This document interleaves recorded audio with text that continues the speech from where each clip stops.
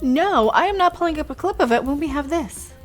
And it's behind me for some reason.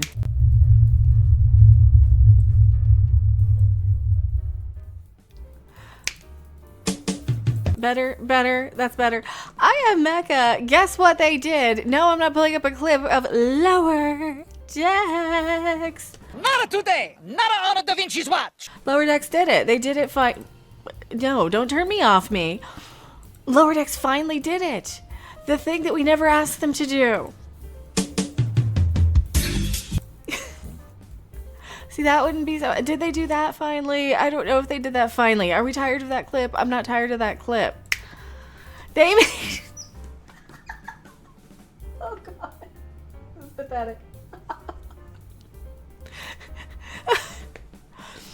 Okay, this is the one that the fans seem to not hate because they're just ready to parody Star Trek without, like, admitting that Star Trek... Some of it was kind of corny and cringy and a little bit, you know. Okay, I get it. It had its moments. It wasn't always this serious, uptight, stuffy, you know, Shakespearean... Shall I compare thee to a summer's day? Moral dilemma every single episode. You know, sometimes we got this. Fine. Sometimes people's heads exploded. Have I overreacted about how pathetically bad Star Trek has been? Yes and no. I am definitely Mecha. Please subscribe to this channel. One thing that I have never asked for is for Dr. Bashir and Elim Garak to make out with each other, come out of the closet, be a couple, any of those sort of things. Why? Because... Open your mind. No, I don't care about that as a couple.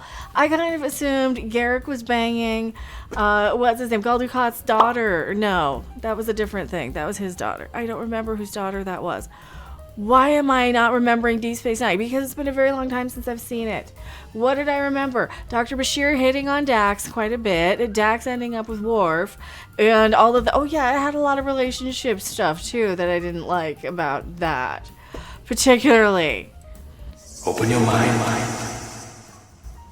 No. One thing it didn't have.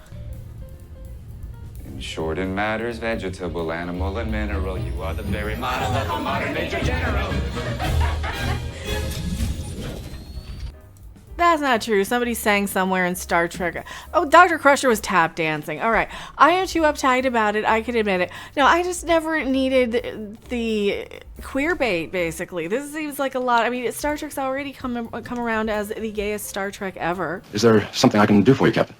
At this point, and now I'm going to have to find clips of this. I'm going to have to come in and edit and pull up a couple of clips because this is going to turn into a real professional video where I really want those clips, which I have on my other computer, hopefully a couple of them anyway. Like what?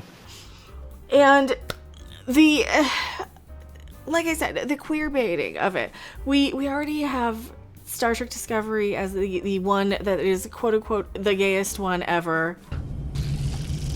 For the diversity, for the representation, where they hire one of every color of the rainbow and every diversity type. You'll have a they, them, a trans this, a bi that, a, you know, one of every color of the rainbow, like a cornucopia. And F all, whatever the plot may be, because they'll fix it in the edit and they'll piece it together. And you'll look up while you're texting because they'll have a flash of light and a loud noise to make you pay attention to it.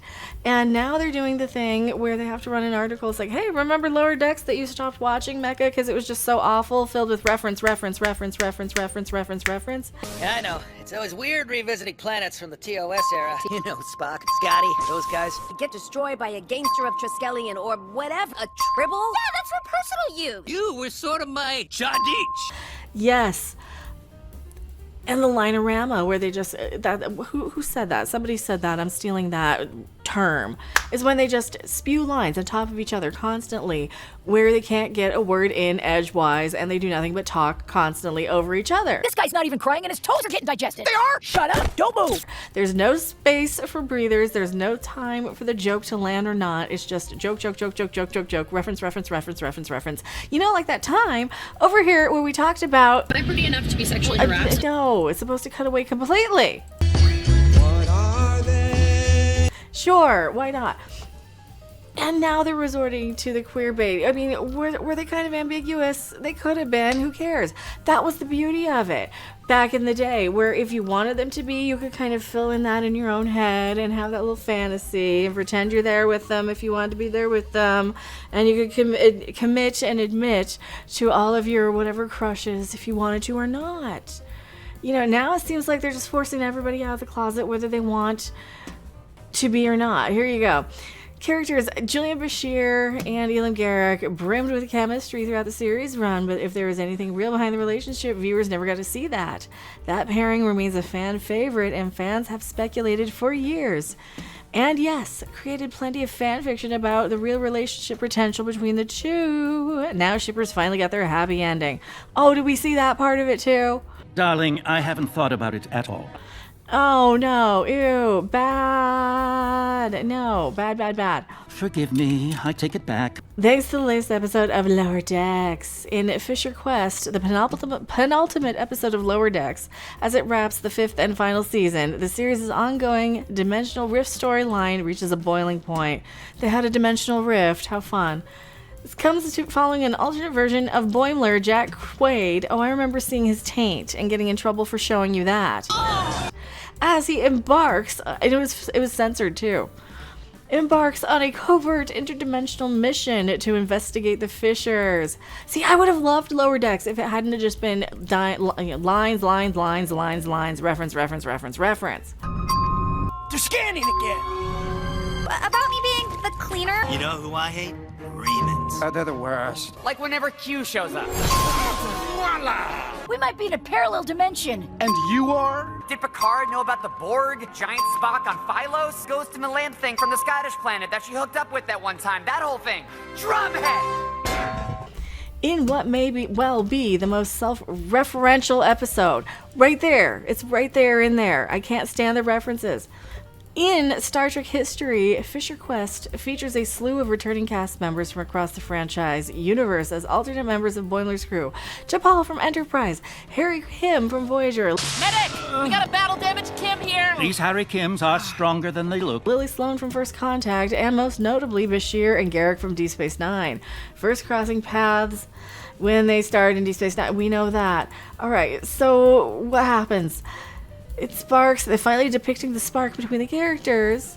Showrunner Mike McCann said the show writers have enjoyed the romantic chemistry that Andrew and Sid brought to Garak and Bashir on Deep Space Nine for over 30 years. And if there's anything the multiverse is good for, is spending time with these newlyweds. Oh, they got married. Yuck.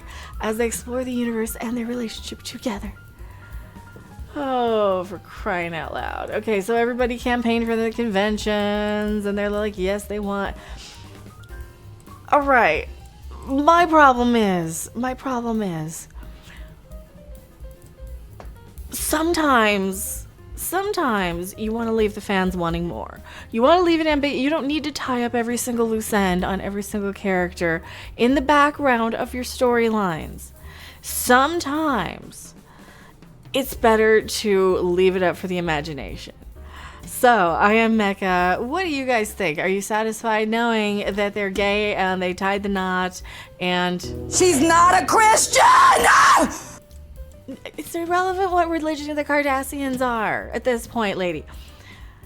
Or would you rather it remain ambiguous and we just leave it to, you know, the hot chicks to go and make out? Do-do-do. I'll take that one too. I'm Mecca. Please subscribe to this channel. Or else.